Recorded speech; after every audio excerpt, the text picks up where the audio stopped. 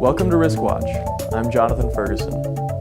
The Department of Defense recently released a final rule on changes to the Military Lending Act. These changes went into effect on October 3, 2016. Chances are, if MLA is on your mind, so is SCRA, or the Service Members Civil Relief Act. These two acts have such similar protections that it's easy to get them confused. Here to point out the key differences and to tell us a little more about the MLA changes is Sydney Caskey of Affirmex. Sydney? Thanks, Jonathan. The Military Lending Act has been around since 2007. Initially, the regulation only applied to high-cost payday loans, vehicle title loans, and refund anticipation loans involving covered borrowers. The DoD felt that the regulation was a bit out of date and could be more effective in providing protections for service members. So, the final rule makes the MLA applicable to a broader range of credit products. However, keeping the new rule and the old rule straight gets even more complicated when you add in the SCRA. So let's start by discussing the key differences between the two. The Service Members Civil Relief Act dates way back to 1940. It protects service members on existing debts when the service member is in active duty. The Military Lending Act, on the other hand, comes into play when the service member applies for a credit product while currently active duty. For example, if a service member has an account with a financial institution and then becomes active duty military, SCRA protections apply. In contrast, if the service member is currently active duty and is extended credit, MLA protections apply. Remember, both protections are based on active duty status. This should be verified from the Defense Manpower Data Center or a National Credit Bureau.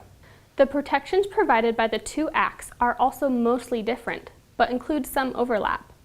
The SCRA mainly covers home loans, vehicle loans, and credit cards.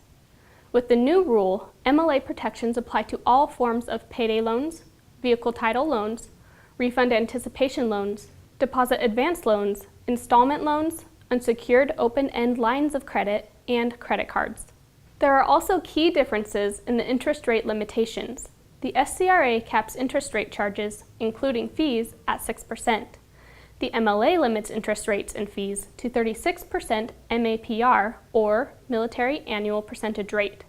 The MAPR is not just the interest rate on the loan, but also includes fees and charges such as credit insurance premiums, debt cancellation contract fees, debt suspension agreement fees, and fees associated with ancillary products. Under the new rule, closed-end credit MAPR is a one-time calculation, while open-end credit transactions need to be calculated for each covered billing cycle to make sure the lender is in compliance with interest rate limitations.